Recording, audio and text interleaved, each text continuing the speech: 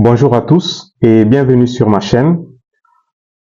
Aujourd'hui, on va parler d'un sujet brûlant qui secoue l'Afrique et la France. L'arrestation récente de Kémy Séba. Vous l'avez sûrement entendu, Kémy Séba, célèbre pour ses positions contre la politique française en Afrique, a été arrêté en plein Paris, accusé d'intelligence avec une puissance étrangère. Mais est-ce que c'est vraiment une question de justice ou est-ce que plutôt une tentative de faire taire un homme qui dérange? Kémy Séba, vous le connaissez. Sûrement, il est l'une des voix les plus fortes de panafricanisme.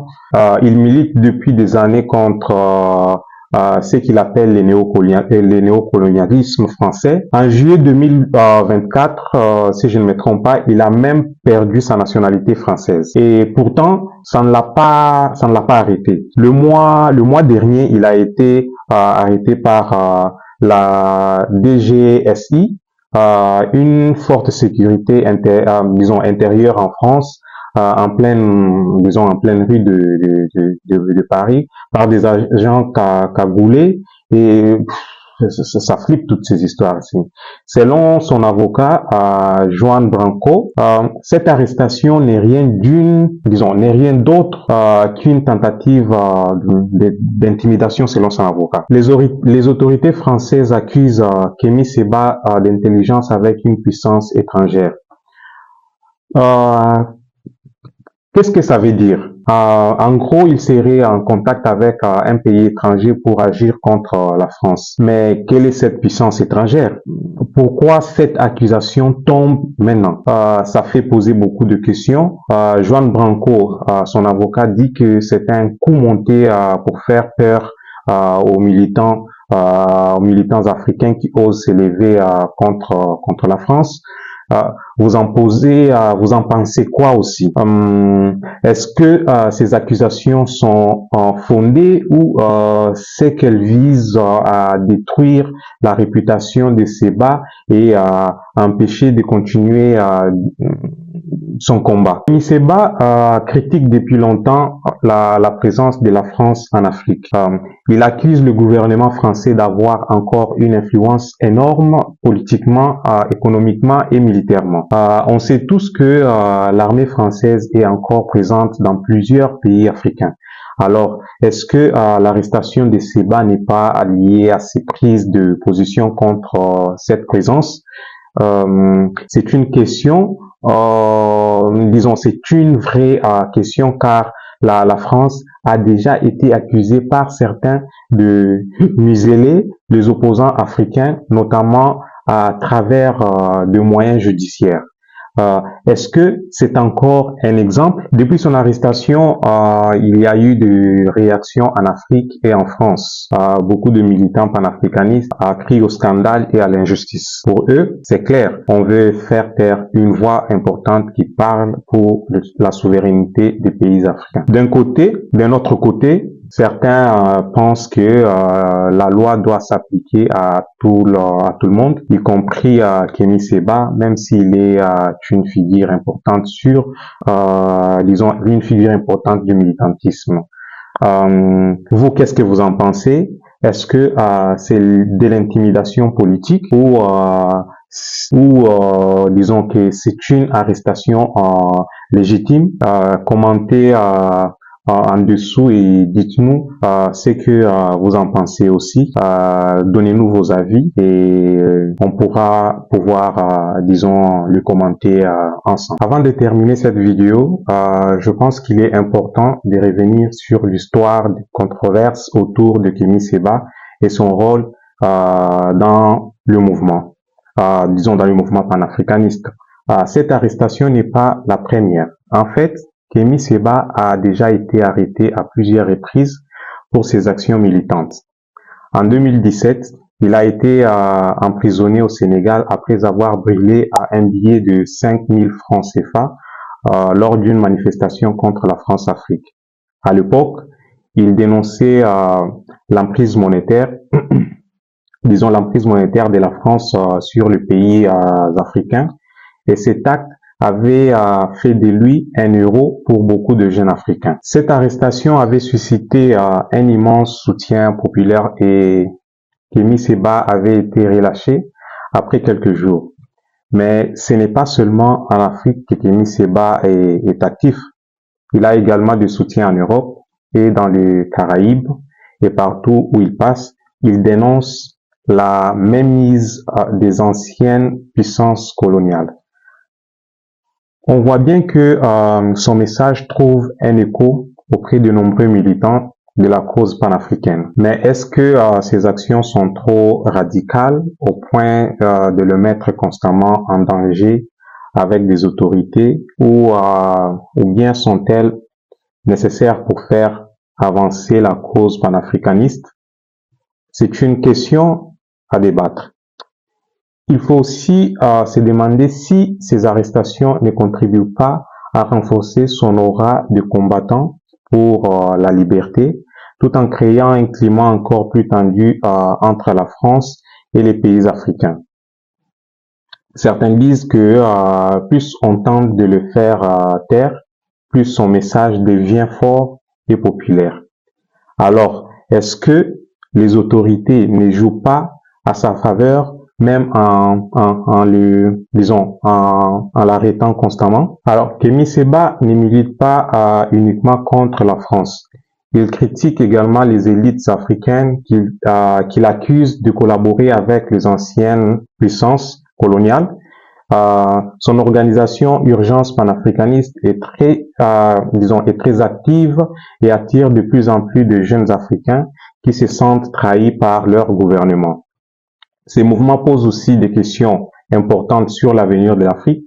Est-ce que le continent peut vraiment se libérer de l'influence des puissances étrangères? Et si oui, comment? Le panafricanisme prôné par Kémy Séba est-il la réponse à cette libération ou est-ce qu'une voie trop radicale qui pourrait, isoler davantage l'Afrique sur la scène internationale? Ces questions ne concernent pas seulement l'Afrique, mais aussi les Africains de la diaspora en Europe, en Amérique et même en Asie. Son influence dépasse largement les frontières sur le continent africain. Est-ce que peut-être pour cela, il est perçu comme une menace par certains gouvernements? Aujourd'hui, des milliers de jeunes Africains fatigués de la situation actuelle se tournent vers lui pour des réponses. Mais est-ce que ces réponses mènent vers une véritable liberté ou vers plus de conflits? À vous de juger. Alors que beaucoup d'entre nous suivions avec attention l'arrestation de Kémy Séba, une nouvelle importante est tombée. Il a été relâché par les autorités françaises sans qu'aucune charge ne soit reconnue contre lui. Vous vous souvenez peut-être que Séba avait été arrêté le 14 octobre 2024, accusé d'intelligence avec une puissance étrangère. Aujourd'hui, on va analyser ces revirements de situation en nous demandant pourquoi il a été libéré aussi vite et est-ce que cela signifie pour son combat et qu'est-ce que cela signifie pour son combat et ses détracteurs? Pourquoi l'arrestation n'a pas abouti à de poursuites et est-ce un coup pour le gouvernement français ou une nouvelle victoire pour le mouvement panafricaniste? Kémy Séba a été libéré le 16 octobre 2024, 2 jours seulement après son arrestation. Selon les autorités françaises, il n'y avait pas suffisamment de preuves pour l'inculper immédiatement, même si une enquête reste ouverte. Ce qui est intéressant ici, c'est que cette libération sans charge intervient après une pression médiatique intense et le soutien massif qu'il a reçu à travers l'Afrique et au-delà. Certains pourraient dire que cela ressemble à une défaite pour les autorités françaises. Mais est-ce vraiment une victoire pour Kémy Séba? Pourquoi l'avoir libéré si rapidement? Est-ce parce que la France a réalisé qu'elle risquait de créer un martyr en le gardant trop longtemps en détention? Ce n'est pas un secret que Kémy Séba est une figure centrale du panafricanisme moderne. Il milite depuis des années pour une Afrique libérée de l'influence coloniale, notamment française, et cette arrestation a amplifié son message. Sa libération rapide peut être vue comme une tentative des autorités françaises de calmer la situation, surtout dans un contexte où les tensions entre la France et plusieurs pays africains comme le Niger, le Mali, sont à leur comble. Est-ce que la France a eu peur d'en faire un symbole de la résistance?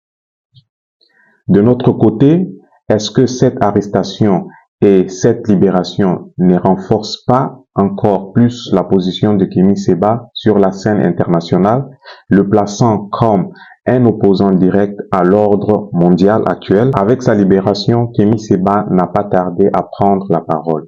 Il a déclaré sur les réseaux sociaux « Nous sommes libres ». Ceux qui veulent nous éteindre devront encore attendre. Ce message est puissant. Cela montre qu'il ne se voit pas comme un simple individu, mais comme un porte-parole d'un mouvement global contre ce qu'il appelle le système d'oppression qui étouffe l'Afrique et le Caraïbe. Ses partisans voient dans cette libération une victoire contre ce qu'ils appellent les tentatives néocolonialisme de la France. Mais qu'est-ce que cela signifie pour le futur de son mouvement? Est-ce que cette arrestation, au lieu de l'affaiblir, va galvaniser encore plus de gens à se rallier à sa cause? Un autre aspect intéressant de cette affaire est le rôle des médias. Alors que les grands médias français ont largement couvert son arrestation, ils ont été plus discrets sur sa libération. Pourquoi? Est-ce que cela dérange trop de parler d'une possible erreur des autorités ou est-ce que c'est simplement pour éviter de donner encore plus de visibilité à Kémy Séba et à son message?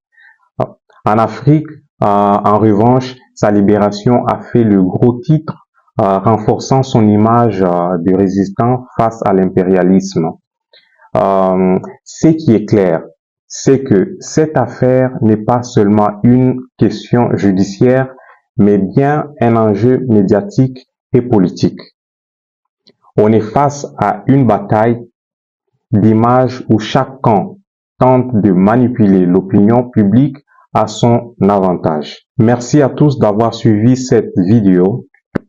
L'affaire Kémy Séba, de son arrestation à sa libération rapide, soulève de nombreuses questions sur la relation complexe entre la France et l'Afrique. Que vous soyez d'accord ou non avec ces idées, il est évident que Kémy Séba continue de diviser l'opinion et de marquer les esprits.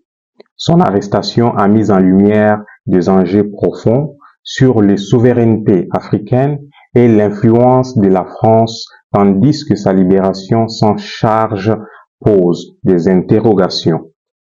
Était-ce une tentative d'intimidation politique qui a échoué ou simplement une manœuvre pour éviter un scandale plus grand?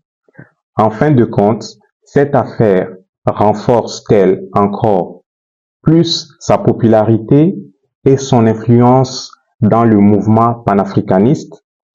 Dites-nous ce que vous en pensez dans les commentaires.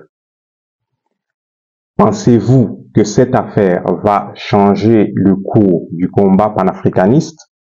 Laissez vos avis et n'oubliez pas de vous abonner pour ne rien manquer de prochaines discussions sur les relations Afrique-Europe et le mouvement panafricaniste. Ciao!